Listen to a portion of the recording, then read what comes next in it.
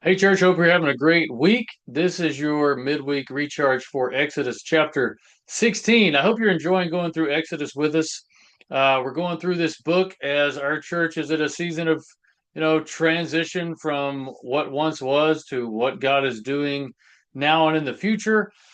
And Exodus is a great, great book to go through about these seasons of transition. So I continue to encourage you, if you're in the middle of one, if you know someone that's in one, invite them to join us as we study through Exodus, because a lot of uncertainty in the Israelites' journey to get from a place of certainty, even though it was in slavery in Egypt, to where God was leading them.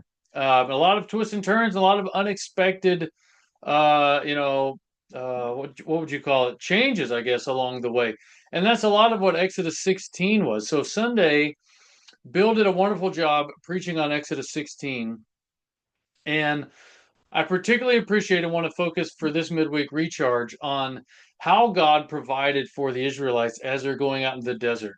A desert with, no or very limited natural resources, no water, no food, none of that. And God supernaturally provided for them.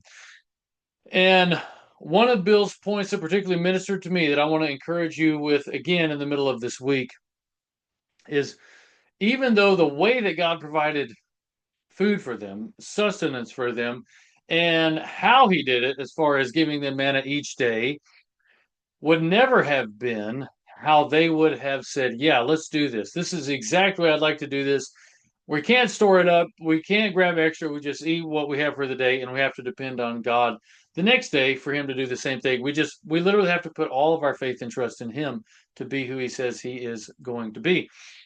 So, two things that Bill mentioned were in answering the question, why would God do this? Why would God provide this way, that are applicable to you and me? One is the lesson that obedience to Jesus is actually what leads to life and blessing.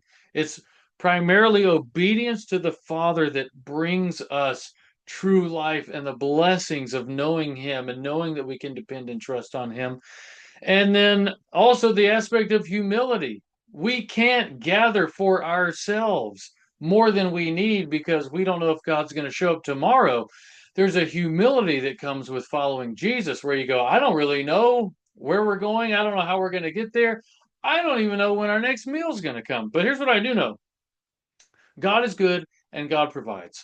And He continues to show up in my life and give me what I need when I need it and exactly what I need. And so I just want to encourage you with that for this week's midweek recharge, is that find areas of your life where you can depend more on God. Take your hands off the wheel and go, Father, I'm going to trust you in this. I want to know personally your reliability, that I can trust you. I want to be able to wake up with the freedom from feeling as though the weight of the world is on my shoulders and I have to take care of everything for today and tomorrow and the next day and the next day.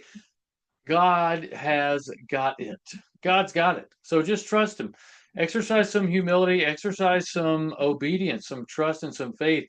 And for many of us, it's going to require doing that purposefully, taking our hands off of the wheel of certain parts of our lives and going, Lord, I'm gonna trust you. And I'm not gonna trust you and still try to gather more than I need. I'm just gonna trust you.